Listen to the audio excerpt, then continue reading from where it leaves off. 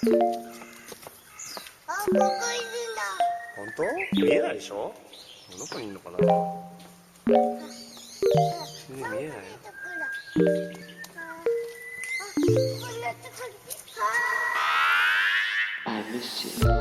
What's good, Internet? It's Friday, July 24th, and you're listening to Waypoint Radio, episode 330. I'm your host, Austin Walker, joined by Rob Zachney. Hello, hello. Gita Jackson.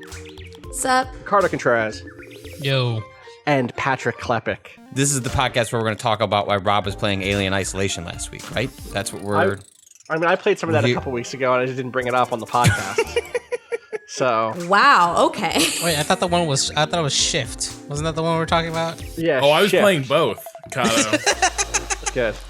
Rob had it at our Slack, like his first day back. He was like, writing about Alien Isolation, not sure where it's going to go. And I was like, this is Great. just pure, just pure Rob Zachney.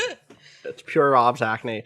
That's, honestly, can we get a spin-off pod that's just like a daily dose of Rob Zachney? Pure Rob Zachney. Oh my god, I need that It's so like badly. a 5 to 10 minute long No, dude, check-in. kick Zac That was supposed to be Efron. waypoints, but then that became too heavy a lift.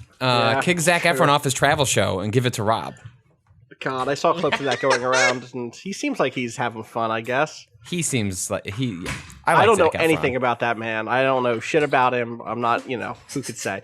He seems fine. He's very funny. He seems like he probably just smokes a lot of weed. That's It just my seems like what his understanding. deal is, Yeah. essentially. Yeah. Kato, is it true that this is going to be the 500th thing in the Waypoint Radio feed? Jesus Christ, is it? I thought I saw someone post that the last episode was 499, which There's is no wild. way.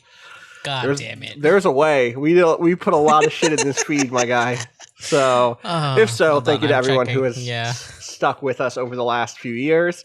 And there's no way to better celebrate having 500 things in a feed than to talk about a big company's game press showcase. No, Time it's to the feed 100% on the 500th thing in this feed. I thought it was. I thought so.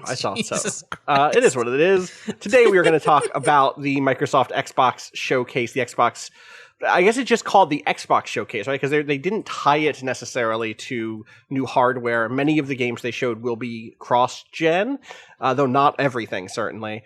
And they showed kind of a lot. I think I'm a little more positive on this thing than I was on the Sony thing, but not because I think it was better. Just because I think it hit. There are a few more games that hit my personal taste core, if that makes sense. I don't know how y'all. Yeah, there were a couple of word moments. Yeah, exactly. I know that people had those for the Sony ones. It's just that we have different word centers. We have different things, Yes. Yeah. But I'm curious what y'all thought about this event, high level. So I experienced it my default way of experiencing presentations like this before I became a video game journalist, which was watching everyone react to it on Twitter because I was writing this morning. But it was really fun to do that, unlike the PlayStation one, where I felt like even the jokes were more like, I'm bored and I'm just goofing off. This one, it felt like every time I looked back on Twitter to take a little break from the draft I was writing, which if you're listening to this tomorrow, it was an article about Alita Battle Angel. Movie slaps, but every time I'd chop back in, it was like, oh, word, they're doing that game? They're going to go back with that game? And I realized, like, there are a lot more games in the Microsoft family of games that I care about than I thought I did. I was really surprised by my reaction to, like, Fable existing again. Yeah, I'm. That was like such like like many things that didn't have a date on it. Who knows when that comes out? Who knows what that even is? Right? It's obviously a new team or different team than the folks who made the past Fable games. My belief is that Molyneux is nowhere near this thing. And I'm curious what that that was their kind of like show closer. One more thing. And I know there's lots of Fable heads out there who are probably just excited about being recognized and knowing for sure that something is coming Fable for 2 them. and 3 were Fable. Those are good games. I enjoyed them quite a bit. I didn't play the original on Xbox. I didn't watch it. What is it? The whole thing was like you can watch a tree grow for days. Was like that was Fable part of the was original like pitch such for that like game. a love-hate series for me in that I really loved the first Fable, and I think generally they all have some interesting systemic stuff going on, and also I think that they're kind of really flat in areas. Like there's a lot of bad jokes and there's a lot of like fine jokes, but I really like the time jumpy stuff in Fable 2. I think like it's cool when a game is willing to not just be like a very linear, like, all right, here you go, top to bottom. You clear out this entire map and then it's good. And they did some fun stuff with the way that like the world progressed based on your decisions across the time jumpy stuff. But if the reservation was about the jokes being weak, I think building the entire trailer around a fairy getting eaten by a frog doesn't bode well for. That's but like but to be fair to like that is Fable, like that has that from the beginning. That is I get it, tonally consistent with that game, that whole franchise's like humor shtick. I mean, the good news is which could arguably be called Shrek adjacent if one wanted to. Yeah. Why do Europeans love this shit? Europeans. Well, I'm not sure I was going that direction, but they're gonna at you. Oh my god! Explain Jerry Lewis. Explain Fable. Oh my god! Those two things I want to know about. What is it about someone saying "pretty ladies" that you guys love? Jerry Lewis is a very popular American comedian. He was popular here too. Anyway, the good news is that there were two other big fantasy RPG type things. It looks like that also, like, if I don't want that style of fantasy, there was also the new Obsidian game that was announced, which was what was that called? Avowed. Skyrim. Which looks like Obsidian does a Skyrim. Obsidian does an Elder Scrolls? Question mark. Kato quietly in there with the shade. It looked like Obsidian does one scene from Lord of the Rings. That's kind of what it looked like. Remember the Moria? end. Okay, yeah, but at the end, that dude had a glowy hand and a sword. He was ready to cast an entry-level flame spell. It was like a purple spell, so not a flame spell, whatever. And then had a magic sword that he got from an crypt. ineffectual spellcaster with a magic sword. Who does that remind me of? Could it be Gandalf? Okay. Oh my god! Are we really calling Gandalf ineffectual? Wow. Nobody can see the Grey? devilish Maybe. glee that Rob has on his face right now. Rob the Gandalf hater. Who knew? But like, okay, I want Obsidian to make me one of those. Sure, let's try it. And then more importantly for me, I think for me the whoa, what is this game of the show was Everwild, the new game from Rare. Which had some of the best black hair I've seen in games recently, but also just had some incredible creature design. This was just kind of like a really painterly, beautiful thing about like wandering around the world with cool animals who help you get, who use their giant furry tails to drop trees so you can get the fruit off of them or whatever. And there's like a whole ritual of bringing a little deer creature back to life, but it looks like maybe they made that deal with maybe a malignant, otherworldly supernatural force. Hard to say. I have no idea what this game is. But I'm here for what it looks like, and I'm curious after Sea of Thieves what Rare does. It looks like it'll be a multiplayer thing. There's a lot of characters working together on things, and if they take that style of collaborative play from Sea of Thieves and put it in a world like this, I'm all the way here for it. So. I don't know. Those are the kind of big standouts in that fantasy space for me. Rob, Patrick, Kato, what jumped out for you? I came away pretty meh from both the PS5 and the Xbox showcases. I think part of that is because of the industry expectation that's been built in over covering this industry and like playing games in this industry for decades at this point, in which, what you're meant to expect is at a generational pivot point, there's going to be a vision of what the quote-unquote future is that represents some sort of leap in what we can do in games that is tied to why we need a new hardware cycle. And I think what is increasingly... Now, this is a weird year. COVID is fundamentally changed what these presentations, from what I understand, were going to be and what they are. Like, there's a reason each one is like, and we'll see ya in a couple of months. Like, these are like part with one. Another one of these. Yeah. Like a lot of long-term reveals have been pushed off, and a lot of things that weren't in here that were originally going to be in here. So there's a little bit of that. But I think it's also exposed, like, not a lie, but something that's just like less true these days, which is that there's nothing magical about the technology that they are selling you that is going to unlock new gameplay paradigms. To a certain degree, that was true, right? Like, from the NES to the SNES, like, such an enormous graphical leap that actually fundamentally changed how you played games. Like, from the 16-bit era to the 32-bit era, like, going to 3D. Like, there have been, along the way... And going to HD, and then... Yeah, like, totally. Reasons to make credible arguments that the march of technology that games hitched themselves to, like, made next gen so exciting because, like, well, what are they going to do with this? And, you get Halo Infinite where it's like, well, we're going to patch ray tracing later, which, gives away the game that, well, ray tracing is going to be pretty and cool. I think it's going to be really neat. There isn't one of those things. And so I think that's I can give you the thing that excited me about this, which is every game in that showcase is on Game Pass.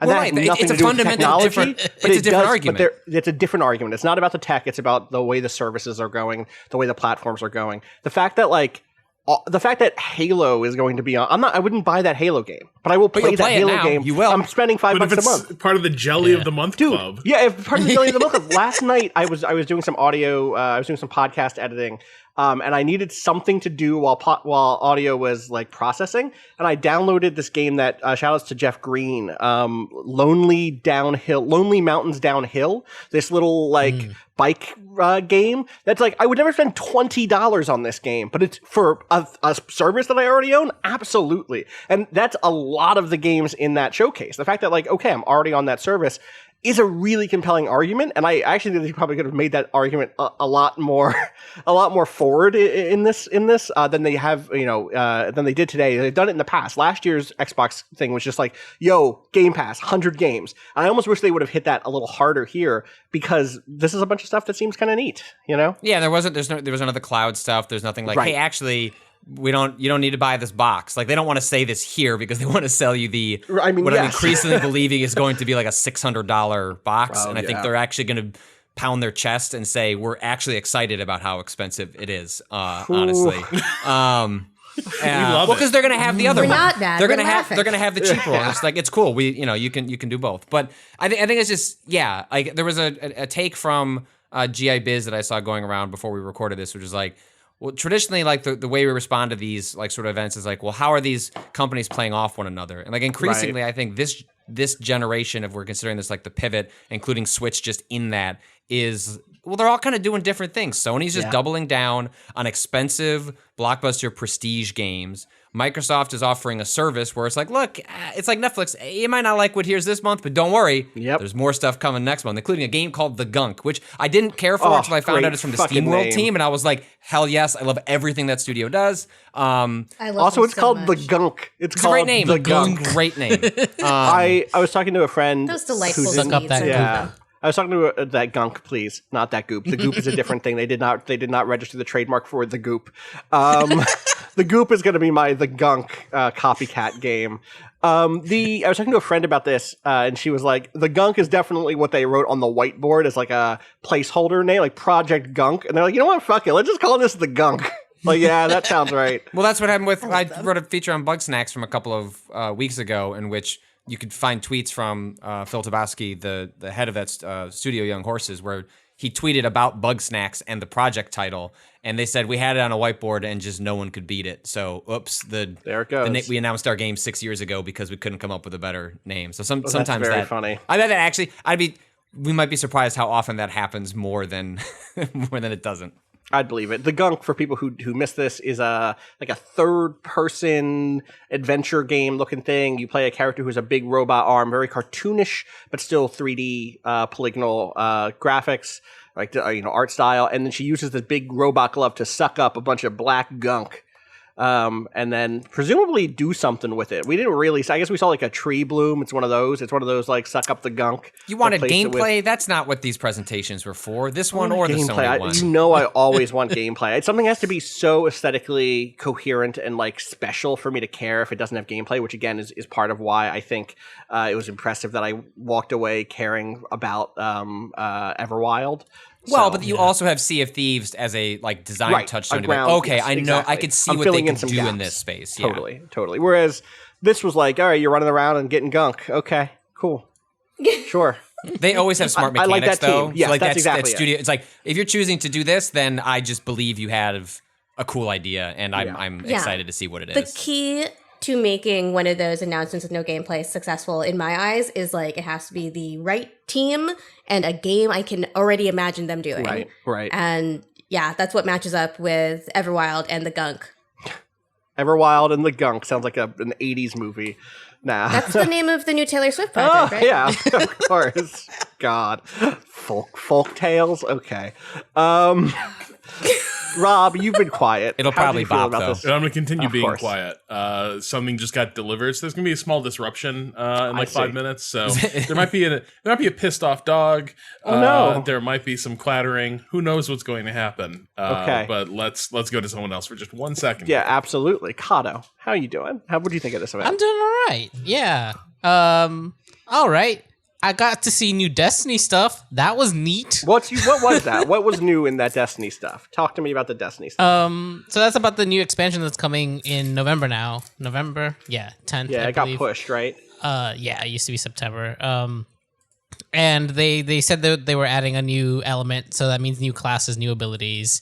It's been a while since there's been new stuff in that area for Destiny, so it's exciting.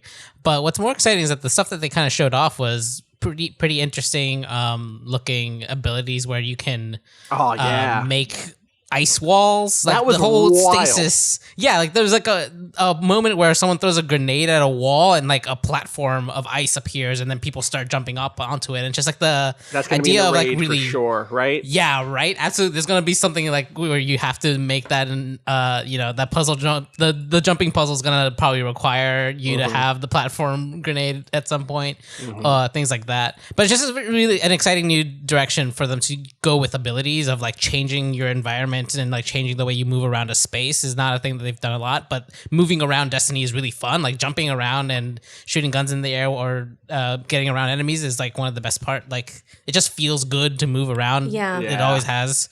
So them getting more into like being able to make walls and platforms with your abilities is really exciting. I literally just jumped back into Destiny 2 last night on an absolute complete whim, and everything Kato just said about how good that game feels is 100% true as a person who has not played it on since launch and only played it on PS4 until now. Yeah. God, yeah. Thinking about changing your environment and creating more places to jump to. It just sounds so good. Yeah, I hope that stuff. I'm excited. I'm so excited for them to add a fourth element to that game because that's been.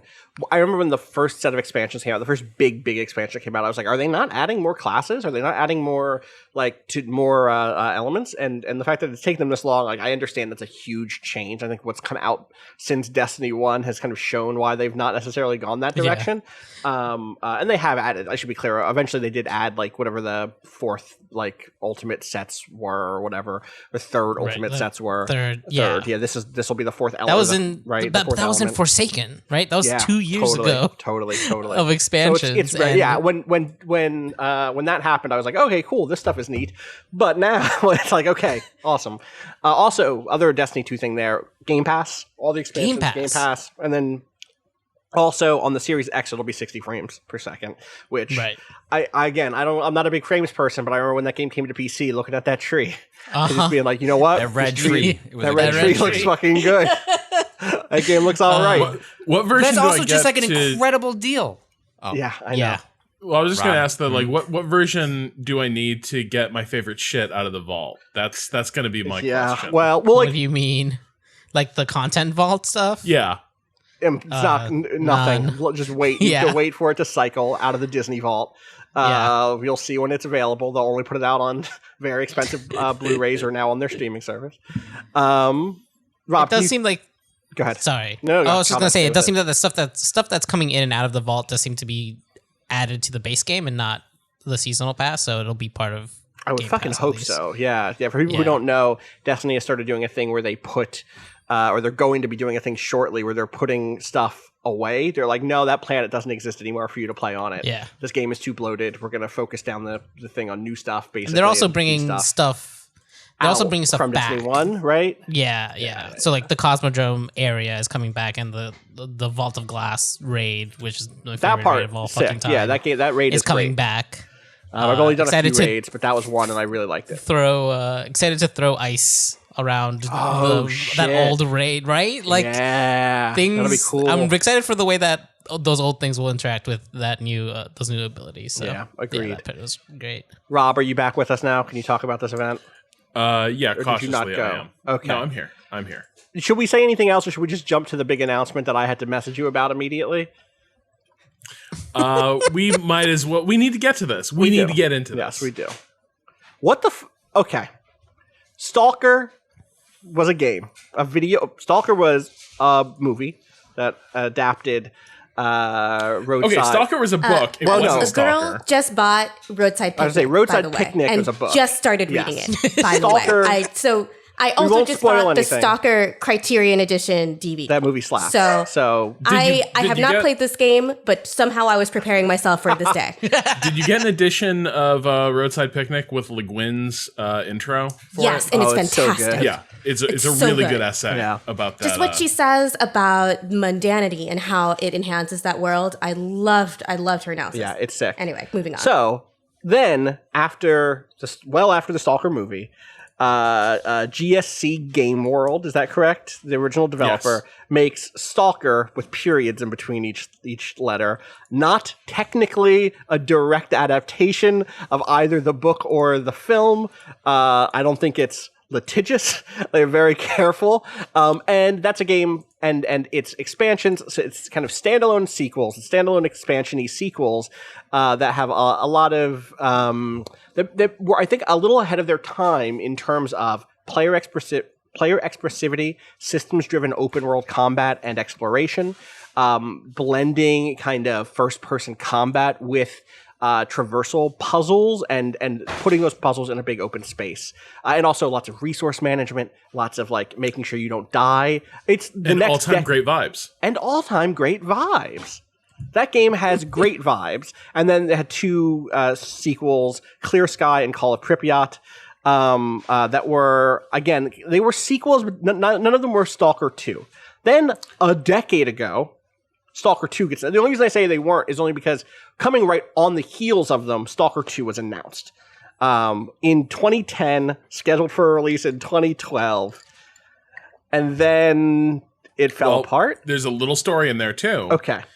In the middle of all that, the Metro series debuts. Right. Because like the tension within the Stalker team was there were people who wanted to make a narrative like level-based shooter, and there were people who wanted to make a like systems-driven, more open-ended. Right. This was the shooter. 2000, just A Shadow of Chernobyl comes out, the first Stalker game comes out in 2007, which is to say it comes out the same year as Call of Duty 4, Modern Warfare, and BioShock. The second one, Clear Sky, comes out in 2008. Far Cry 2 comes out in 2008. There is very much, this era is, in the first-person shooter, these two different schools of thought about what the FPS should become. And of course, it becomes both of those things over the last decade. I don't think you get to DayZ without Chernobyl, right? Without a Stalker. You don't get to you don't get to the Far Cry series being the thing it is now without this school of thought. And also, we could talk about the disappointment of what the Far Cry series is now versus what we maybe thought it was going to be a decade ago. But you're right. That split happens. The Metro series kind of exists through the 2010s, but the Stalker games go away. I think then it gets re-announced. Stalker 2 gets re-announced in 2018, I want to say. But then I don't think we've seen anything from it until now. Mina cares deeply about Stalker. I can hear her. Yeah, Mina's being a real shithead today. So Aw. Mina, just quick side note about Please. Mina. Mina was... So there's Kongs, little like rubber things that you fill the dog food in and the dog plays with them to eat. And then to sort of keep her from just sort of snarfing all her food at once, we got her a thing where it's like a little roly-poly thing where you put the food in. It's got a weighted base, so it always bounces up. Yeah. And the dog's supposed to like knock it around and little bits of kibble come out. Mina hates this fucking thing. It slows the process of eating lunch too much. And so that's how we fed her today. She has refused to engage with it, but is also now just starving and like angry. And so like she won't eat the food because the food is too challenging. And so now she's just in a huff. I'm sorry, Mina.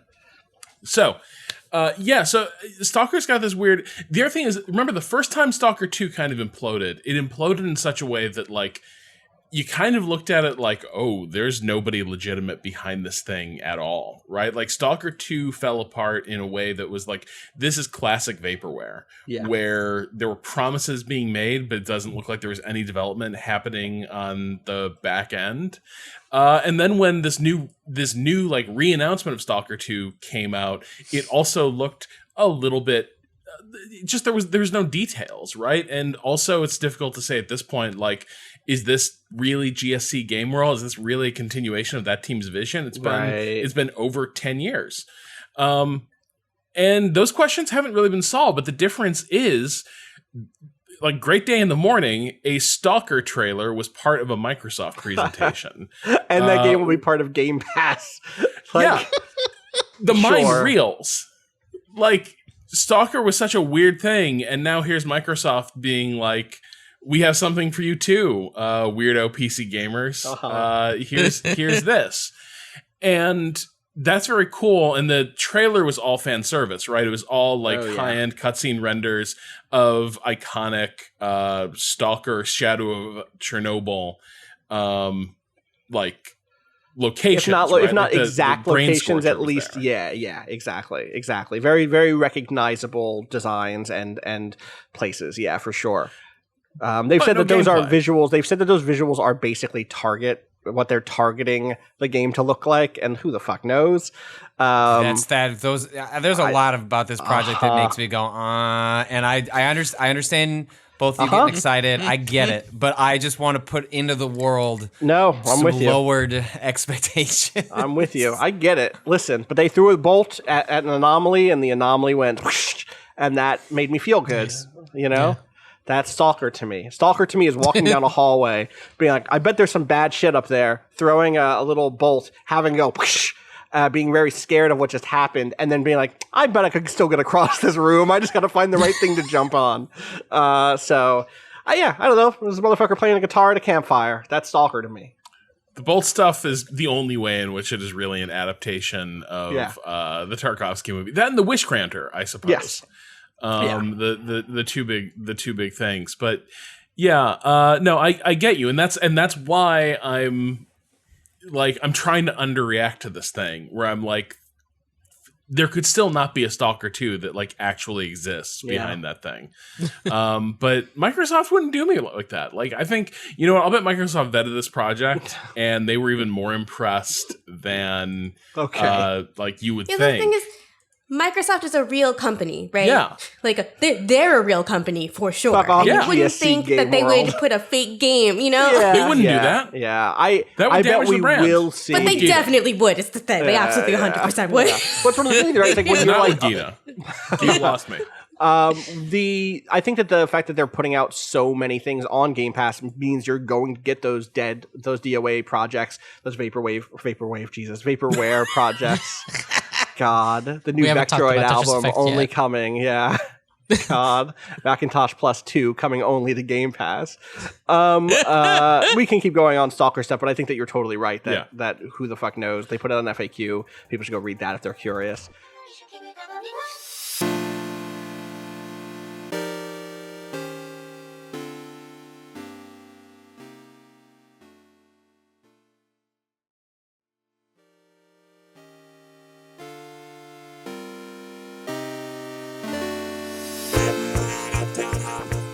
We should probably talk about like the, premiere game that this event was anchored by, at least a little bit, right? Maybe the fact that we didn't just like all lead with that says something about the game. I think it probably says something about us. I was ready. But I went to you first, and you did not go. We got to talk about Halo because I knew no one else wanted to. So I was just waiting for a moment in the conversation. Kato has a history. Right, with Bungie. Listen, Halo. You played a Bungie game. You're ready for this conversation. At a certain point. To be fair, Halo 1, I played Halo 1 when it was on Mac. And that was the only one I played because I never had an Xbox. Well, I have a question. So I have a question for the group. Yeah. The opening of the trailer it's 167 days after the defeat. Am I supposed to know what defeat they're talking about. Where's bad. Cortana? If you've played Halo 4 and 5, what you will realize is 343's approach to storytelling is, well, if you haven't read the books, then we're just going to leave you out in the wilderness over what's happening in the narrative. They've said they're aware of that criticism and are going to address it in Infinite, but yes, it is true that the trailer itself starts with like, right, so average person who's been like, I liked Halo, I'd play another one of those, and then just completely drops you. I mean, this even if you know they what learned that the is. wrong things from Bungie.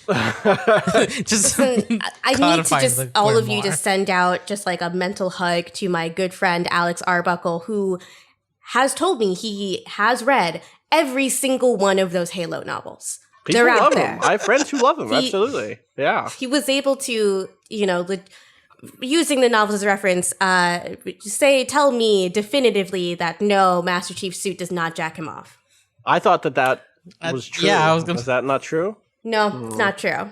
He found the passage from that screenshot in the novels because he owns them all. He bought them all. Maybe he has the hardcover. wrong edition. Maybe they changed. They made it. hardcovers for that. Maybe they changed it. They made like okay. Well, I'll talk collector's to Arbo. Yeah, talk and to see what's Arbo. up. Find out if he has the right edition. It has a little JO on the corner of the cover art. It just says that. I see. Edition. It's the JO, JO edition. Anyway, as far as we can tell, God that damn feature it. is not in this game. It's only a demo. There's a grappling hook, though. That's a new It's one. kind of like being JO'd. I There you went go. and played 2 hours of Halo Reach last night. I saw you because streaming that. Yeah. Yeah, Halo was like a really foundational, like that was like, there was GoldenEye in the N64 era. It was like really foundational to my friends. And then Halo was it's just what we did. It was like, what does everyone want to do? We play some Halo. Yeah. All right, we'll play Blood Gulch. Right. Like Halo was just it. We'd come up with our own variants, like pistols only, and like it was just we made in the same way that like when you're like really young, you make up like your own games to play. Like our friend group had fights, drama, like so much happened Through Halo. I was just about to say that was the most fucking college shit I've ever heard in my life. I just remember actually like doing the same shit in college. I was never the originator of that because I didn't have like my own game console until like later in my college career. But I remember specifically just like hanging out and smoking weed with a bunch of friends and then slowly developing an incredibly complex game mode just for ourselves in Halo. I loved it.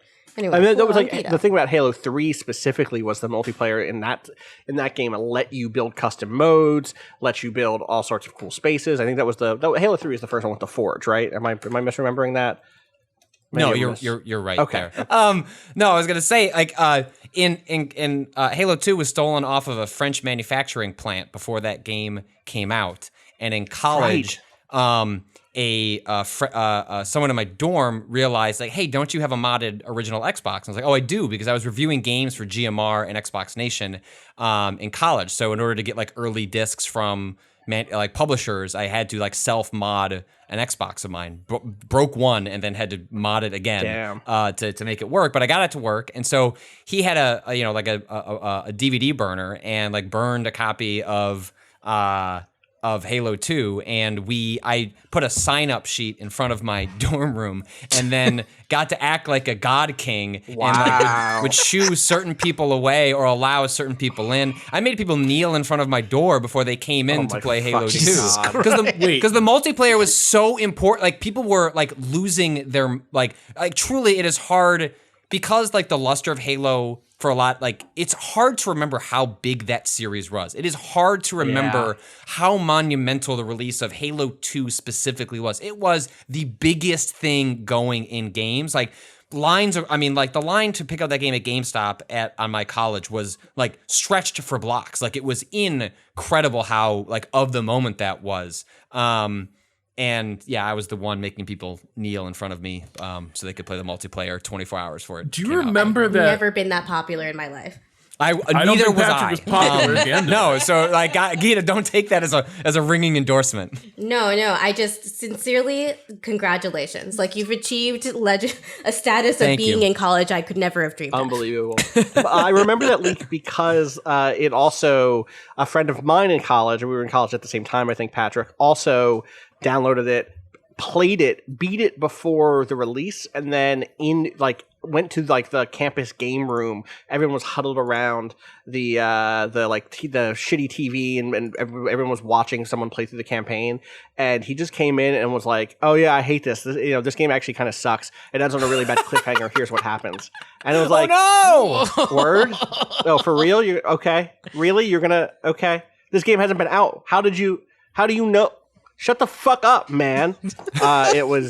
It was upsetting. Anyway, I have really fond memories of Halo 3. I kind of skipped Halo 2 outside of the multiplayer. I really played a lot of Halo 1, and then in Halo 3, it was just like it came out did that also come out 2007? It must have, right? Speaking of 2007 first-person shooters, because I remember just being unemployed and being like playing hours and hours and hours of that thing, especially multiplayer, especially custom games. I remember playing a mode where there's this thing in Halo 3 called the Elephant, which is like a big sand crawler type vehicle that had like huge open space in the middle, and we would do capture the flag where the bases where the flags were on the elephants, and so it'd be like two giant sand ships going back and forth, and you would try to like basically playing Sea of Thieves a decade early, trying to like board each other's weird sand ship. That game was great, and I think the campaign was good. And then I think I played Reach and I played some of ODST, but I never beat ODST. Oh, ODST is the secret best Halo game. That's it has what the I've best heard. soundtrack. It has a good soundtrack. It like mixes up. It was an open world, but it had a hub and spoke design for how you went about missions. It got rid of shields. It was health only. Like it was like the deeply experimental, like still within a lot of the bounds of Halo, and has it's just such a good soundtrack. And then I didn't play 4 or 5, and so I'm watching this thing and I'm going like, who the fuck is this guy talking to Master Chief? Again, like you said, what defeat, what loss, what am I supposed to know about this? I believe there was someone called, what is his name? The Didact? The Didact. I think the Didact was the villain in the 4? Is not the villain anymore? I know Cortana. I played bad. 4 and 5. Cortana bad. Cortana bad. Thank God. But probably finally. going to be redeemed, right? Like, come on. Maybe. Who could say? But what is so? We can actually talk about this game now. Halo Infinite. There are lots of rumors about what it was going to be. We'd heard Halo but Destiny. We'd heard Halo but Skyrim, like open world Halo. And I think that's probably I heard recently Halo but Metroid Prime. And I think the grappling hook supports that theory. It sure does, actually, huh? And what we saw looked more open than previous Halo games. Not that Halo games haven't had big hub spaces before, like you said, ODST, but even just like some of the Halo 1 levels had that feeling of openness. But rarely was exploration rewarded beyond like extra little lore bits occasionally. I remember Halo 3 had lots of like, if you explore this area, you'll find a terminal with some of their like meta plot stuff in there. But the big thing here very much seemed to be, all right, we're going to give you an objective list. The top left of the screen is going to say, go take out these 3 gun batteries. There's and a then map. You're going to go do it. There's a map, right? And there's not just a map, right? But like on that map, there is like you can hover over locations on the map the way you would in like a Far Cry game or something, right? Well, I guess to be clear, like when I had heard the original like Skyrim comparison, this was like their blue sky. Like, here are tone pieces when they were pitching the game internally to try and figure out what they were going to do. It was more like when, one of the we forget this now, but like part of the magic of a game like Skyrim at the time was like, oh, you see that mountain? Like you can go there, which like most games, hide that behind different gateways. And in Skyrim, it truly often felt like, oh, you see that? Yeah, I mean, you can get there eventually. And I think that was, I get that vibe from what they showed here of like the way they were trying to show the draw distance and like the scope of the world was like, hey, you see that like outpost? It's not just window dressing. Like that's an outpost that if you wanted to, you could go, with the right equipment and upgrades, you could go make your way to now. Totally. And then like when you look at that map, it's like there's the attack map, there's an upgrades screen, a database. You can set waypoints on the map. You can view missions. You can start missions.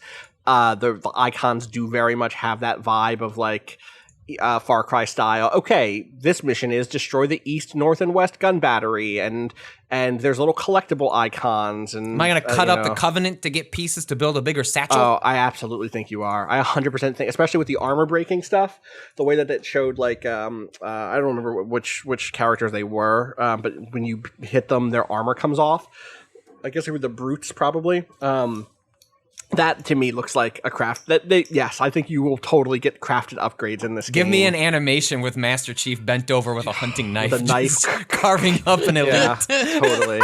And so I don't know. I feel like I don't think they showed enough is my problem. Me with it. either. You're playing this, right? Not playing it. I'm going to see okay. Like an extended campaign. Why is no one playing this? They started this thing with a fucking, this was what a mistake. Austin and I both vibed on this. It was like when they started their presentation with like press, the equivalent of the start button on the Xbox. Press start demo. Press start demo. Then I was like, oh damn, they're gonna show like a tiny bit, and they're like, if you want to see more, jump on Xbox Live right now and download a demo. Or like what if they were like, actually the smart thing was like, hey, go sign up for xCloud right play now. It on an Xbox. Oh, play it on your PC right now. Play it on your phone right now. You would like because you don't want to play it on like a base Xbox One where it looks like it's even worse than arguably the aesthetics they were showing now. All they had to do was do what we said. I'm sure there was no work involved. I'm sure it wouldn't have been difficult. I guess just what I'm just saying is if you were to explain everything in that demo on paper, I would have been more excited than watching what they showed play out, because all the demo did is it didn't answer enough questions than that I have, and like those questions would maybe are answered in me watching them play 45 minutes of the game in a little bit. That's not, as far as I know, video they're going to release. I'll report back on Monday. Should. They probably will later this summer. Like, what is those? It's like, what is this the kind of thing where, like, speaking of the Metroid Prime influence, like, is this a game where, like, there just aren't that many things you do in Halo, right? Like, you fight. And it's like, in a world like this, well, you're presumably introducing puzzle solving in terms of, like, how do I get to a thing? You're introducing platforming to a degree that has not been in Halo before. Is the grappling hook one of 6 traversal abilities that you get? Can you am I going to get a jetpack that, like, shoots me? I'm going to use that combined with a... Like, your brain can start thinking of all sorts of ways that, like... the thing that's not answered is getting around the world going to be more fun than just be jumping in a warthog and like fighting a bunch of elites 1,000 times. I'm sure there is more to it. The problem is I do think it is fair to point out that I don't think it looked particularly impressive, and I think that's a result of just the Halo aesthetic being stretched as far as it can go. That screenshot that's going around is a rough one. I think it looks way ignore better the screenshots. In motion. Go watch the local like the actual trailer on YouTube at 1080 or 4K. It looks much sharper than those screenshots suggest, but it's a flat looking game. Like it has Halo had a style, and now it doesn't have a style because it's just become, well, that's what Halo looks like. We've been killing grunts for 20 years.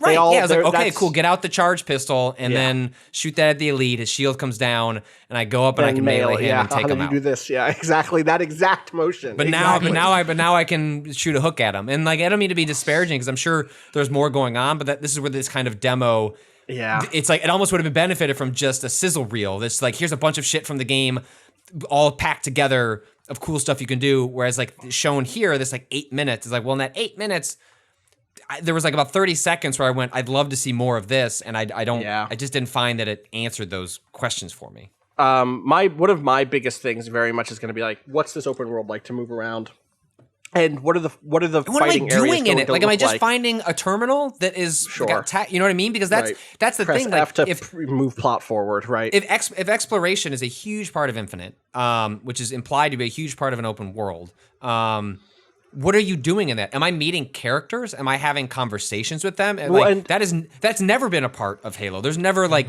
go meet a person and then like help them out with their problems on their farm. Like that isn't like, I'm fine with that being in Halo, but those are the kinds of things like if they're like, oh, if they had a demo, it's like, here are 2 paths. Like one is like, we could go fight the Covenant, like go up to that, to take out these batteries. Like the other is like, well, I'm going to go talk to this person that lives here and like go see what's up with them. Be like, wow, that's like different for a Halo game. I'm curious what they're going to do with that. And maybe that stuff's there. I just don't know. And well, I'm also curious about just level design stuff. It's Right. hard to make an open world game that has good gunfights in it. But Halo I think- has always done that. Arguably, go think back to Halo 1. Yeah, but those Halo spaces 1 weren't is actually giant, open worlds. but they were giant open spaces. They Yes, were. They were bigger. I mean, there are some areas in Halo, like Halo 1 specifically, and I would actually argue this more for like the franchise writ large, but this is really Halo 1 specific, has gigantic spaces relative to what you experience in most shooters. Like just huge open areas. It does. But when you get to like the memorable fights, those are pretty much linear, well-designed spaces that are like, and The also, beaches Halo 1 is pretty also, good. Bungie isn't making this game. Right. And also Right. Bungie's making Destiny, and Destiny has lots of linear fights, or like fights through spaces that are big, and then they tunnel. There's like a what's the word I'm looking for when things get smaller? I keep wanting to say Contract? chokehold. That's not, you know what I mean. Yeah, there. funneling? Yeah, okay. Funneling. They get funneled into a tighter space. It's still not the word I was looking for, but it's fine. And I'm curious to see, like, I don't want this to be the Halo game where the Halo feels like Far Cry. I like, you know how I feel about various Far Cry games. There are some that I really love and some I don't love, but none of them have had what I think is anything near the combat spaces that the Bungie Halo games did in terms of just having that style of frenetic, fast, rewarding gunfights. Well, Austin, this is the thing that you and I talk about constantly, is like the dream is how do you take, like open world games traditionally have sacrificed their moment-to-moment gameplay in service of like spectacle and like sheer like volume of content. But like when it comes down to it, like for grand swaths of the Assassin's Creed franchise, just to take one, especially when they don't involve guns, it's like it's not that fun to engage in the combat. Like you're just doing that to get to the next thing, the exploration, the next story bit. And the dream is always like, how can some studio combine like really, really good, like when it contained, tight, linear gameplay and drop that into a bigger space, like get the benefits of the open world. That's why we talk about like a Dragon's Dogma too. It's like Dogma. It's like, look, I love the combat in that game, but they didn't create like, when we think of a quote unquote open world, Dragon's Dogma did not have that. It was a pretty bad one of those. And so I'm excited I disagree, if they do a sequel. but I know, but I know what you mean. I know what you mean. You know what I'm we speaking cannot to, and go I'm down speaking this for road. most people in that yes, regard. I know. Yes, totally. And so, but that is usually like kind of the disconnect with a lot of these games. Like I love Devil May Cry, and I've constantly thought about like, it'd be fucking cool. Like, give me Devil May Cry in like a giant open space where I'm fighting quests instead of linear stuff. But the advantage of linear things is exactly what you're speaking to. Is like, oh, is the whole reason this works at all, even if you think you want it in a giant open space? Well, the reason you're having fun is because they can funnel you and contain the encounters. Yeah. So we'll see. I think that is this year, right? Go ahead. Yeah. Rob. It is just it is a little maddening though to be having these conversations literally in the same podcast where we discuss the Stalker series. And it's like, damn, like, is there any way to make a game with good shooting that's like open world? And that problem was solved. It's just, for whatever reason, it seems like developers didn't like the solution, or they didn't feel it would adapt to their I think games. they felt like it wouldn't adapt to consoles when those games came out, is really what Right. it comes down to. But- But also, I should be clear. I think there are different types of open world shooters and shooting, right? For sure, but I think one of the reasons these games tend to fall apart is so like there are many reasons why Far Cry games have gotten like progressively less interesting, right? But fundamentally, they don't feel as open as you would think, right? Like the enemies are located at their base or something. So you go to their base and you fuck up, the base full of dudes, Right. and maybe they sound an alarm and more people arrive. But if you think about it, the entire thing happens in a pretty narrow slice of that open world. And The rest of that sometimes you open find a world bear in the woods. Right. Yeah, You're the rest of that stepping open world through- is inert. right. And- Whereas the Stalker series, or for that matter, Stalker I think is better at it than this. But Breakpoint last year, I think one of the reasons you and I connected to Yeah. Breakpoint in those early hours was that feeling of dynamism in the open space. The fact that there were things happening that you were not triggering them to happen. They were systemically happening, and you would get caught up in them. Stalker was all, especially the Stalker sequels, were all about that feeling of these factions are hitting each other in the open world. Who knows what the experiences you're going to have. This is going to be an emergent narrative generator in a real way.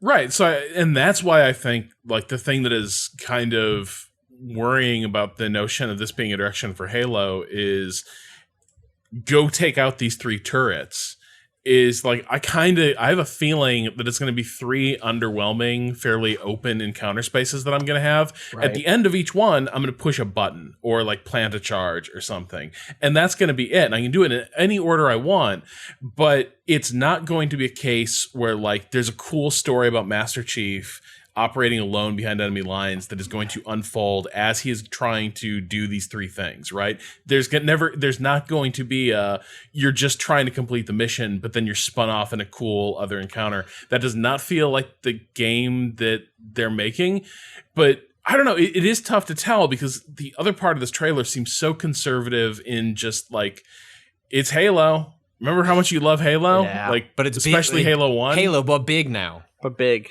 yeah, bigger than before. When you go up the elevator in that gameplay that you see, and the camera like slowly is like, hey, look, we're at a fucking ring world, right?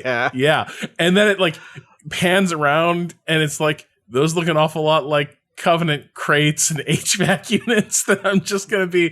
It's like here's a huge open world that you can't explore. Behind you, where you'll be playing, some boxes. I suspect you will be able to explore it. My question is, will there be anything there when you get there? Will it feel rewarding to get there? Boxes to begin with. Elites. Oh, cool, nice.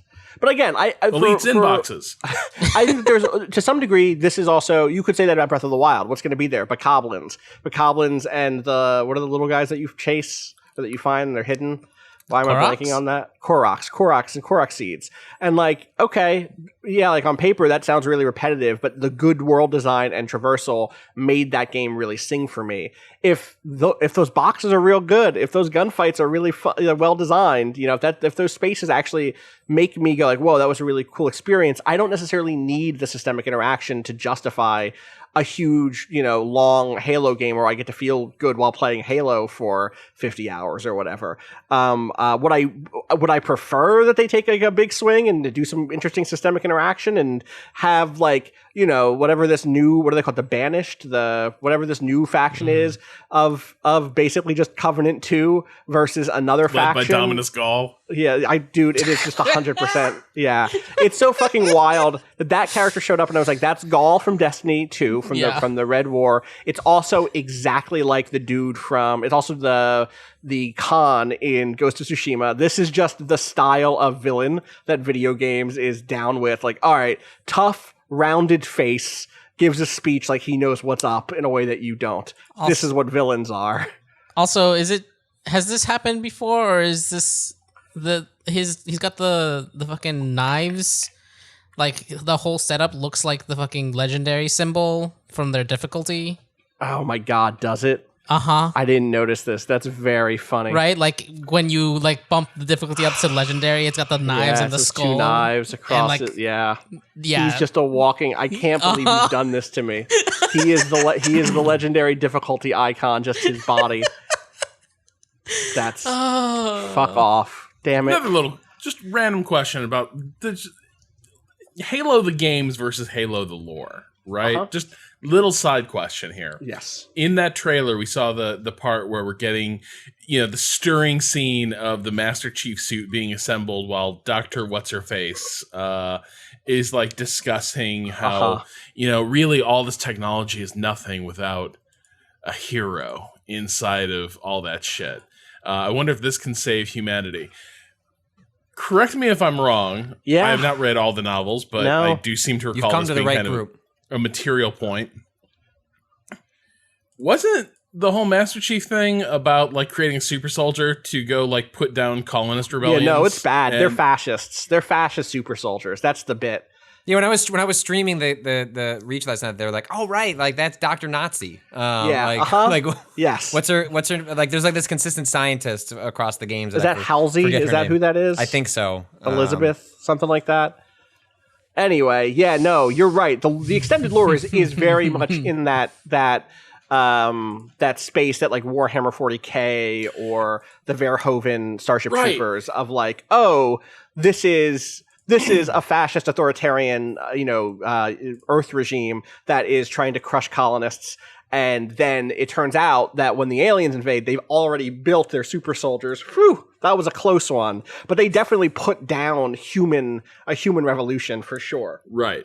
It just always feels like the series has interesting things implied in the backstory and in the margins where it's like, this is a cool sci-fi universe. I would be curious to know more. And then the game comes out and it's like, oh, Master Chief, thank God you're here. Whew. We don't know what we do without you. Hey, Master Chief's here.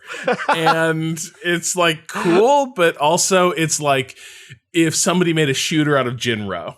Right. And I think they probably did do that too. That's so many things. That's Destiny is the thing, right? That's so many games. It's just like, wait a second. Is there actually something really cool and interesting happening here just beyond the screen? Yes. You don't get to see it. It's not for you. That's for our wiki. So yeah, that is this year though, right? Does that have a date on it, or was that just? It's holiday. It'll be the launch. That'll be launch probably, right? Yeah, I think they're just trying to skate around what date in November it's gonna be, because they probably don't want to launch the same as Sony. Yeah. Which this kind of back and forth is so funny to me. We would know. It is almost August. We don't know how much these boxes are gonna cost, and we don't know when they're coming out. No. Any other big stuff from this event that y'all want to call out? There was a game before. There was a pre-show that had some interesting stuff in it, actually. Echo Generation. Yeah. Shit. Echo Generation is by the developers of Riverbond. That's the one I shared, right? Yes, totally. Yeah, this game looks great. Do you want to talk about it? No, I don't. Okay, it's got a great trailer. It's a great trailer. It's Stranger Things. It's weird that this hits me.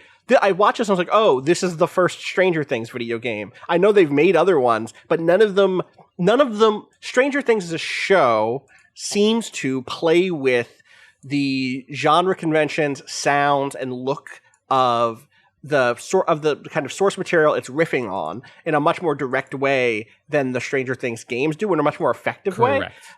This feels the way I suspect Stranger Things makes the fans of Stranger Things feel. And from your response, that seems true. It's got like a main character who looks like a young kid, if not like a young teenager. It's got like, it doesn't seem like it's explicitly like 80s-ish in the way that like Stranger Things is just like, it has a bit of it.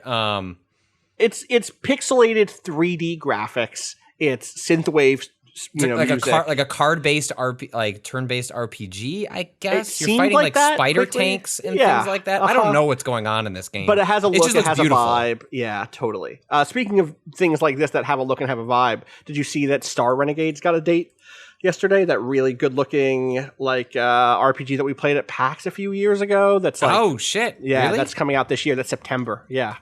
Wow, I'm very excited. All right. Good for Star Renegade. I reached out for code. Don't worry about it. I was like, put us on the list. I don't have much to say about. Well, Don't Nod showed a lot more of their Tell Me Why game. That's the twins, right? A game that like Rob expressed in our Slack is just like, pulling on his collar as he's like watching all of this material that Don't Nod is going to be playing around with. For people that don't know, it's a game that when it was announced, it very proudly was like, oh, this is going to be the first game with like a trans character at the center of it. And we're making, not only are we in doing that, we're going to make a big deal that we're doing that. I have not read through this, but they put up a FAQ today, alongside this new trailer, that has some really interesting questions. It says the main character is Tyler, and there are questions here, and they have answers about. We don't really have to get into that. I just think it's interesting that they're here. It's like, is Tyler's birth name or dead name used anywhere in the game? And in this case, it says no. I guess I'll read this one because it kind of characterizes some of their approach. No, Tyler's birth name does not appear anywhere, and tell me why. In flashback scenes, players will hear young Tyler referred to as Ollie. Ollie was the first name Tyler chose for himself. He liked that his name sounded similar to Allison's nickname, Allie. And then there's a lot of questions in this FAQ. One of them was Tyler's mother transphobic, and then says spoilers, presumably going to explain to you what is happening in this game to some degree to address it. Does Tell Me Why depict any transphobia against Tyler? Spoilers. And there was one of these kids had to shoot their mom for reasons. That happens in that trailer, but we should be clear. I don't think that is tied to the transphobia question here. Having now read these, I don't think that's about transphobia. That sequence that's in the trailer that does look like some dark shit was happening. According to them, that is not about transphobia. Did Tyler transition as a result of his childhood trauma? Like, I just think it's interesting to see the arc. Like, you know, I don't know how it's going to ultimately handle this stuff in the game. But, you know, if you want to, you know, give him credit, I think it's interesting that, like, hey, we're doing this. We're also going to address a bunch of, like, obvious questions that people would have. Just because they, like, vetted a FAQ well doesn't mean that they'll handle the material in the game well, but I think it's interesting. This methodology of trying to avoid being hashtag problematic rather than rounding off all the corners of dramatic tension from your narrative. That's, you know, we're not sure if that is in fact what they will also be doing, but I prefer that a game company be really upfront about stuff that might trigger people in their game and provide a resource for the people that might be affected by that kind of sensitive content to make an informed choice about whether or not they'll play it, rather than avoid telling these stories or tell these stories in a very boring way. Right. There is definitely, like, just a content warning. Like, this is what this is. This is a list of content warnings, effectively, and answering common questions of watching this trailer, knowing this, being able to be like, oh, okay, these are things that they had in mind at least, and I can know what I'm getting into when I go into it. I mean, we should note here for a second that first patch of Deadly Premonition 2 hit, and it sounds like it doesn't fix anything really. It, like, removes one instance of dead naming, but not.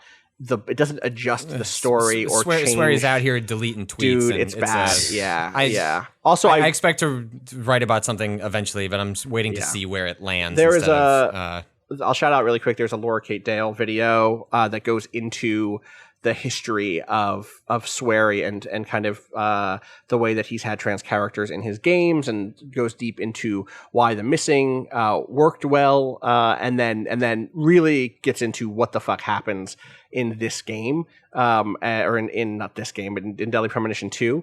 It's called A Trans Woman Discusses Swery, Trans Representation, and Deadly Premonition 2. It's like 26 minutes. It's worth watching if you're curious about what is going on in this game, but also just Swery's career and why there was some hope coming into this, coming to Deadly Premonition 2 about it. But just wanted to follow up on that story.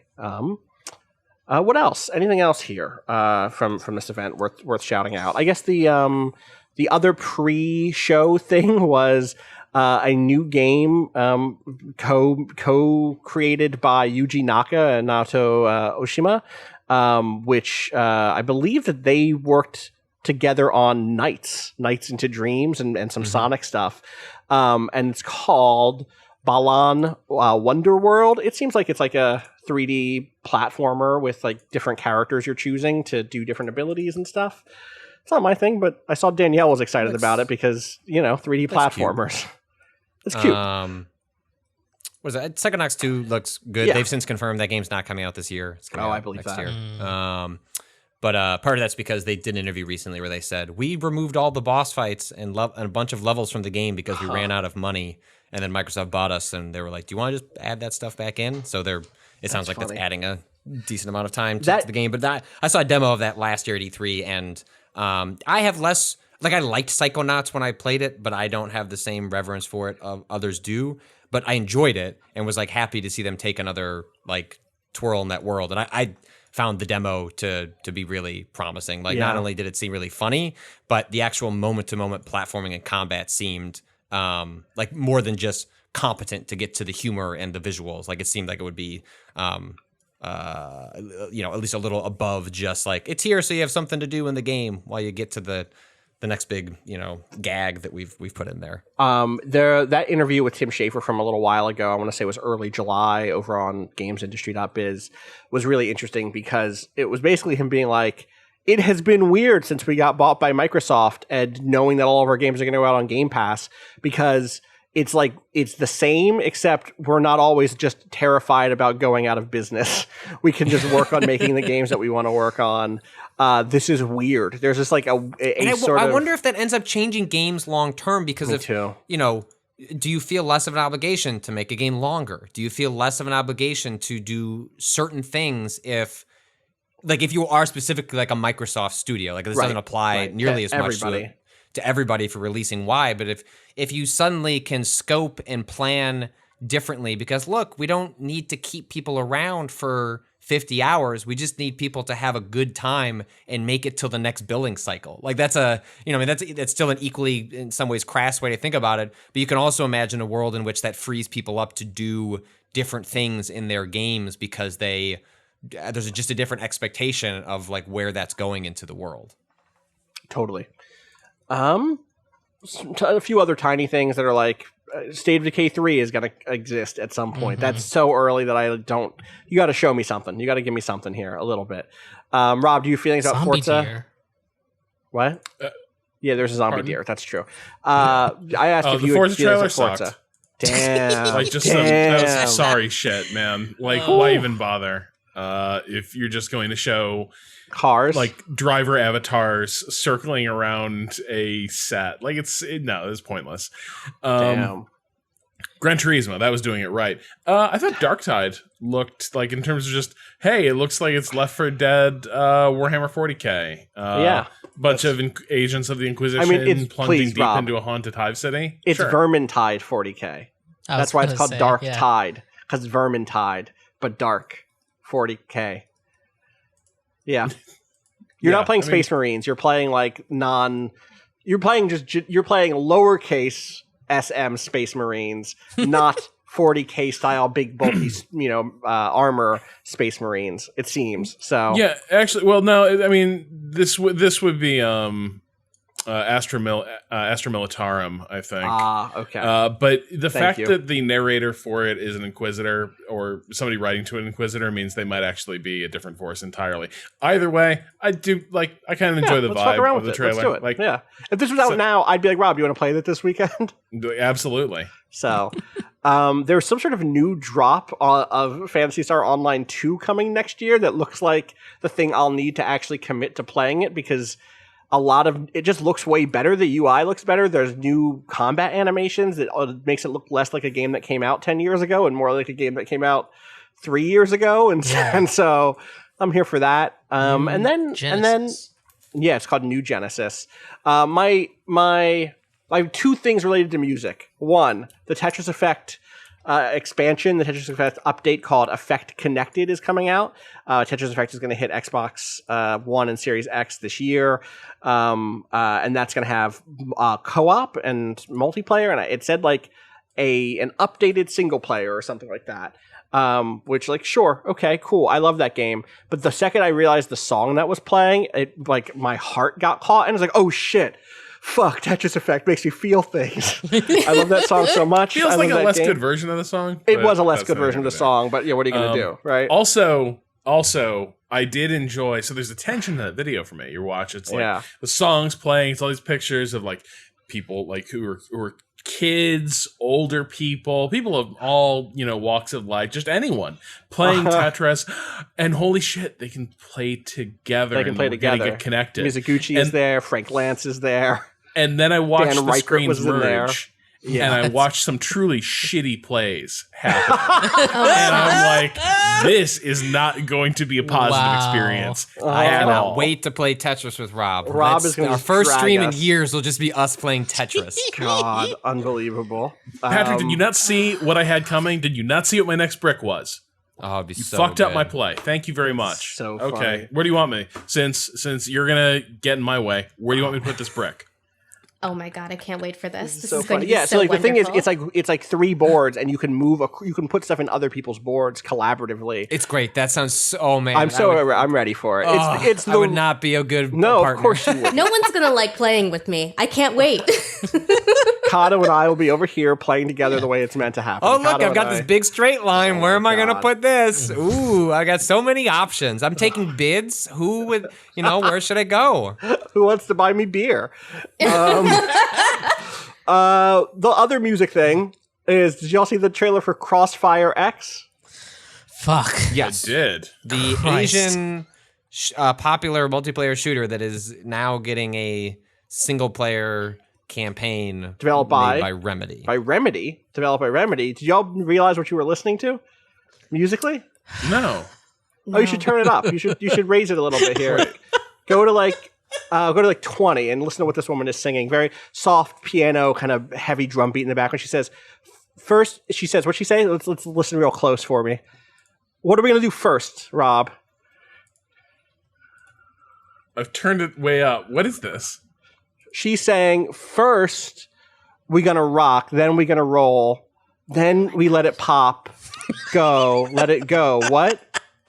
X gonna give it to ya. He gonna give it to ya. Wait, did you guys catch the Snoop Dogg DMX verses? I did. Yesterday? I feel I think it's deeply disrespectful that this trailer uses a bad slow piano version of X gonna give it to you. Even Snoop Dogg was giving props to X during that verses, okay? He was hyping him up. That was a great moment. I watched that literally right before we got on. We got to get X on the line. He doesn't know how to use the internet, so someone has to play this trailer. Yes. He has to stop this. Actually, I'm sure this is putting money in his pocket. So, so X Don't Give It To You is in this trailer for Crossfire X's single-player campaign, which, is it a video game event if there isn't a slow piano version of a hyped-up song? No. It looks like a song's so good. That song is very good. It's very good. I'm upset. Yeah, I'm with you. Other than that, there were some other things. This was not, completely comprehensive. It's weird that they announced they were canceling Elden Ring during the stream. Yeah, they did. Like, hey, by the way, done with that. What did Elden it do? Ring, Peter. They came out and they just broke a hard drive. We're like, yeah, sorry, we just. Yeah. Also, he burnt the last book. This is the manuscript for the last Game of Thrones book, and he just set it on fire. George Martin came out. It was also in front of a crowd. And burns a PDF. I don't know why they had a stage show portion during COVID, but that was happening. That seemed very irresponsible to me. I've been playing a game that made me think of a thing I want in Elden Ring, so I need to shout that out now before it I've been playing. Do you know the Atelier feels right to me. Yeah, it's a JRPG series, right? Yeah. The Atelier series. There's a billion of these. It's about being an alchemist. It's about being like a cute girl alchemist who loves alchemy and her friends, and doing alchemical things. Witch Hat Atelier. Right, exactly. Yes. That same word. And there's a billion of these, and there's I decided this new one was on sale and I should try it. And it has a thing. So in the past games, apparently you crafted things like potions and bombs you could throw, and that's cool, but also it's a JRPG, which means you never use items because you feel bad. And the way that this game gets around that is when you make an item, you can equip it and then use a sort of like Estus style a resource that lets you just use any of the items you've equipped that many times, and that recharges every time you go to sleep. So it's and there's other ways to recharge it. So you could build a cool bomb and then use it as many times as you want. And then the second layer of this is, because you're an alchemist, you're crafting different healing potions. So you could craft a healing potion that also cures you of poison. You can craft a bomb that also slows enemies.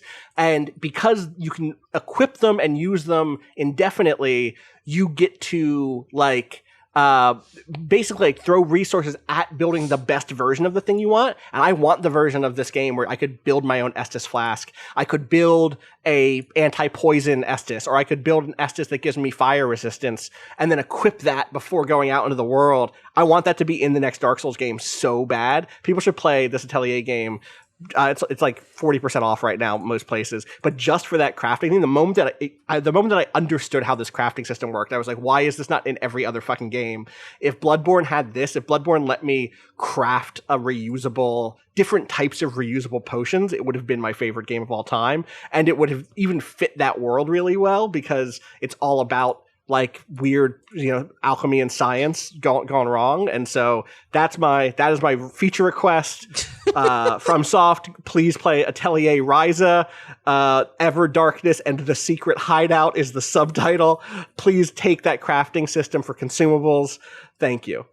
Anyway, no Elden Ring at this event, which I think we'd all kind of come to terms with before this event started. Jeff Grubb put us in the. He's saying I haven't seen him say this, but you told me that Jeff Grubb is saying that game is still 2020. He implied in a Reset Era thread that he believed it was still. I want to make sure I'm being clear. He believed that it was still on track for holiday, which I just have a hard trouble believing. Now, I don't believe that Jeff has heard that from his sources. I have a hard trouble believing. You start to think of how things are going to get crunched. Yeah. I just don't know where it shows up. Like, I don't want that game to come out. Like, let Demon's Souls be the big like marquee launch game for PS5, and let January is just out there, just being like open arms, like the Christmas. I'm gonna be inside all the time. I love to be inside, just cozying up with Elden Ring. Like, well, you're not though. You bought that outdoor heater. That's you're true. You're gonna be the king of winter, my friend. I'm gonna bring. I have an extra TV in the house now. I'm gonna set that up outside with that heater. Oh, you're gonna tailgate. The truncated bear season. They also they announced that Dragon Quest what is it, 11? 11S is a definitive I just want to point out like a very strange thing about this one that people have been passing around on Twitter as we've been recording this is that so the version that's coming to all platforms later in December, they announced it as an Xbox thing, but it's coming everywhere. This is a version that came out for Switch. That's what the S is, isn't it? Yes, because it was like the definitive version is the Switch version. Like, here's a better one on Nintendo's platform. So, but Dragon Quest XI already came out for like PlayStation 4. But this updated version is not that they took the base PlayStation 4 game and added that stuff. They're porting the Switch game to PlayStation 4, and so they had to include this little. People were like putting screenshots next to each other, like, why does this look slightly worse? And so there's this caveat in like the official fact that says this version includes a number of new features that were not present in the original Dragon Quest XI for PS4, including new storylines, the ability to switch to 2D mode. I mean, this game lets you switch 3D and 2D at the same time. Yeah, like, which is I wish cool. I cared enough to play it. Like, it sounds fucking awesome. Additional voice data. That's voice data. That's so good. And more. It's a port of the Nintendo Switch version, so the graphics are not the same as they were for the original Dragon Quest XI on PlayStation 4. Please note, however, that the resolution and frame rate are at least as good as they were on the original PlayStation 4 release. That's just so... That's so weird. It's so weird. Yeah. And also, if you already bought it, you don't get this stuff then. You don't get this version. It's a new... I mean, it's like really substantive updates. It's not just, hey, here's a couple... I mean, literally, you can hit a button and switch to like an old school Dragon Warrior, like top-down experience at the same time that you're exploring a big 3D world. Like, it's cool as hell if you're into 120-hour JRPGs, old school JRPGs. Which I don't mean that pejoratively. I just mean like there's a certain type of person who's like, yes, sign me up, like for that. And I've heard that's like a really good one of those for sure. Totally. But I don't know. I just thought it was such a weird wrinkle. I just had to share it before we get out of here. Yeah.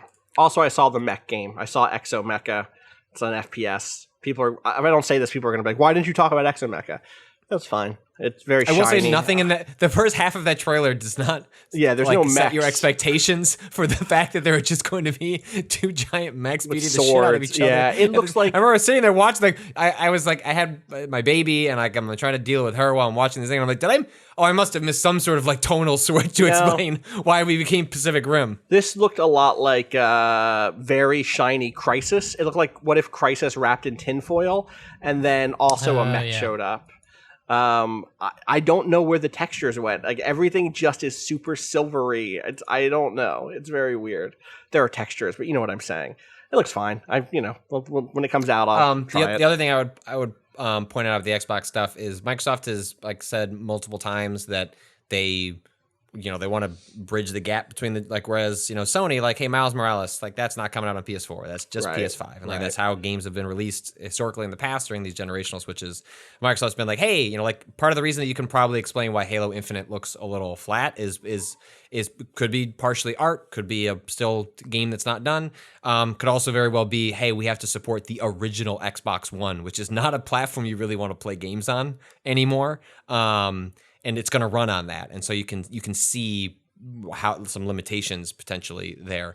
But like this event showed games that they were very specific to put in their trailers the platforms that it supported, and it would often be rather than just being like, hey, this is an Xbox game and enjoy it on our platforms. It would always be Windows PC, Xbox Series X, and then Xbox One, and like that's how they delineated the three platforms. And you had games like Forza, Fable, Everwild, and Avowed all said only Xbox Series X and Windows PC, and that those won't be supported by, I presume that means the whole Xbox One line, including the Xbox, what is it, One X? I get my X's confused, but that just, I think that like blurs what was meant to be like a clearer sort of like picture they were trying to paint.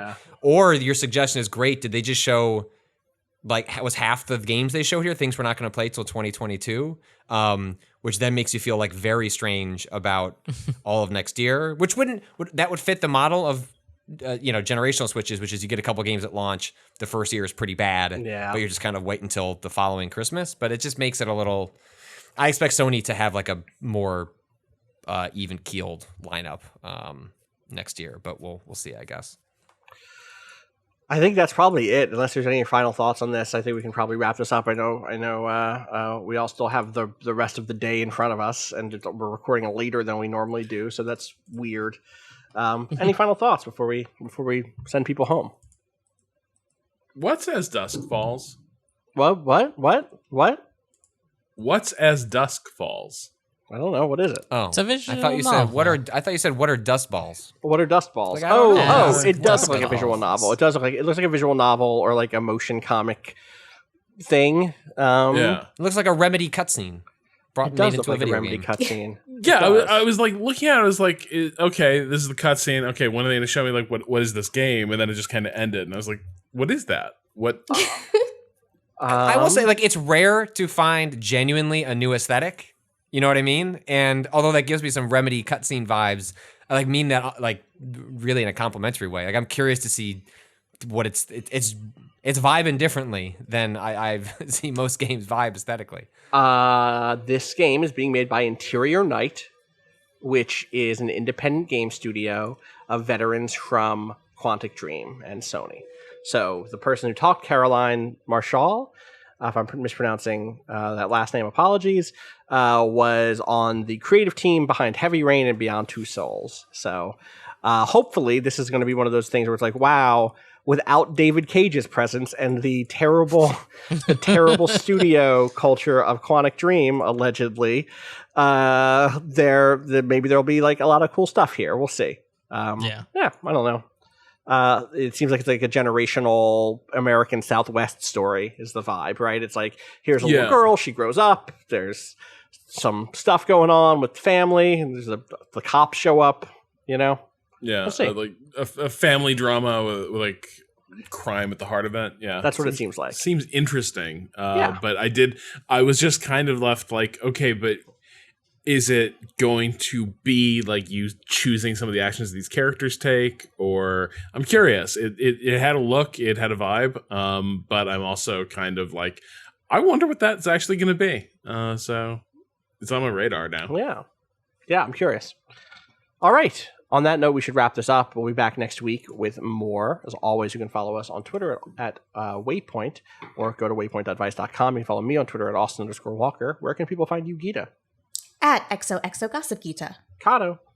At A_Kato_appears. Patrick. Klepek. Patrick Klepek. On Twitter. I can't hear Patrick anymore. His mouth is moving. His mouth is Patrick's moving. gone. I hear him.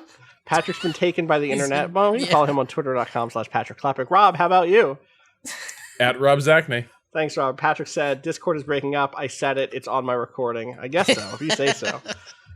As always, thank you to Bowen for letting us use the track Miss You off the EP Pale Machine. Find out more about that at waypoint.zone/BOEN. We'll be back next week with more. I hope everyone has a safe and happy and secure weekend, just generally.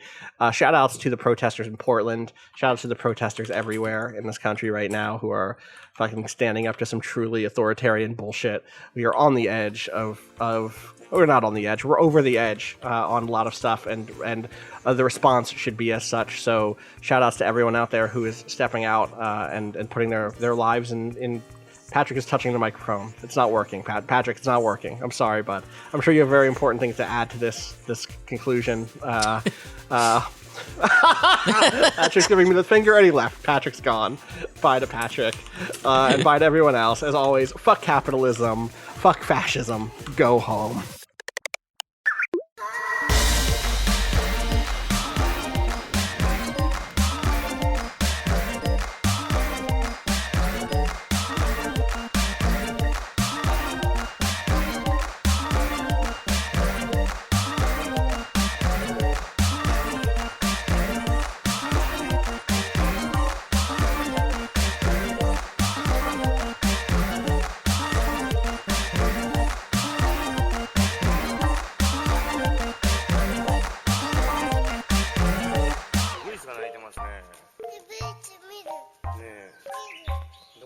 本当？見えないでしょ？どこにいるのかな？見えない。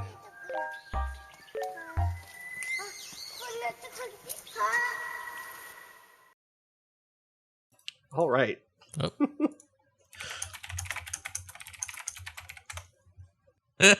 Wow. Fucking broke. For the listeners, our call just fucking died. Halo 2, I told this on stream. I don't know if I told this on this podcast, but Halo 2 was leaked off a French manufacturing plant ahead of that game's release and then uploaded to the internet. This is early, like, piracy and stuff like that in video games, or like, you know, sort of like modern consoles. And I didn't know how torrents worked, but a friend in my dorm did, and I had a modded Xbox because I was reviewing games for like GMR and Xbox Nation and some other magazines during college. And so he burned a copy of Halo 2 and we put it in my Xbox, and we put a sign-up sheet out in front of my dorm room, and then I would allow or disallow people to come in to the room to engage in Halo 2 multiplayer before, like 24 hours before people went and got it at the GameStop. So this is all to say, like, I spent a lot of time with Halo. I haven't gotten super into the lore, but like I have such a deep reverence for the franchise. And when I went and played Reach, because it felt like that was the one. Oh.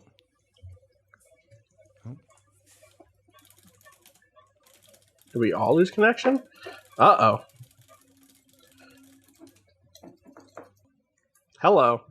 Hi. Hello, we're all back now. Are we back? Sorry, Patrick. That was a No, bad it's time for fine. that I to got happen. like through my story, and I'm like, wow, okay, I'll just move on to the next thing. When we froze, did anyone hear the story, my college story, or did that go away? I did not hear it at all. Sign up sheet is where we left you, which is amazing, your level of organization. No, this. Go ahead. And repeating the story, even though it's in the recording. No, I was gonna say. It'll be fine. Hello to everyone. Hello. How's it Good going? afternoon. Is it?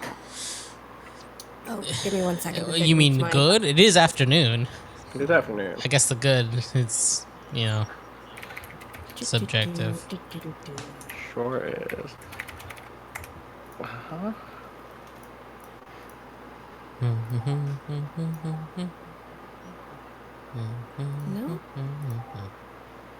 Is this... Check. Yeah, you're coming through. Could someone talk, please? We're talking. Hi. We are talking now. Well, I can't hear anything. So. Oh, shit. It's doing the same thing again where it's outputting my audio through my speakers, and last time it just worked to change it to headphones. But now I'm talking as that, if you can hear me, but you can't hear me, right? So, hang on. Does this work? Hello. hi. Hello. Great, I can hear everyone. All I right. fixed it. Yeah. Nice. Okay. Ooh, excuse me. No worries. Okay. 3:30, Kata? Is that right? 3:30. Nice. Oh my god. Patrick, when is your heart out? I don't have one. Okay. It's beyond the scope of this podcast for sure. Okay. Yeah, I would love for this to not be a huge thing. No, we shouldn't go for more than an hour. We should save the games you want to talk about for next week, and let's just focus on. I'll just hit the Xbox thing and then move on. Yeah. Unless people really have I need to make a point about a game that you've been playing. That's fine. But I think otherwise, let's respect everyone's time and respect how this Elden showcase Ring respected comes our up time. for not being there, I want to shout out a quick thing, but that's it. All right, let's talk about this.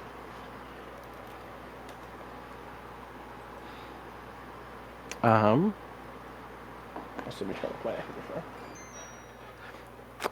play. 10 seconds. No, hold on. Wait, I gave us a lot of time. Well, maybe I didn't. No, I didn't. 15 seconds. 15 Clapping anyway. I just want to mark it down. 15. Oh, wait, 15. wait, I did I'm it. not going to get 15. No. I Sick. didn't get it. I didn't get it. Because my backup wasn't going, and I had to go start my backup. Everyone's got You know what, excuses let right me- now. Yeah, it's that sort of day, dude. All right, start recording. Okay. 33. That was All there right. were I counted 5 claps. There ought to be separate. though. The call is laggy. Yeah, okay. Kyle, are you all right Yeah, it's fine. with that? Okay. It's all good. As long as Kyle is figure good it with it, out. I don't give a fuck. We good. All right.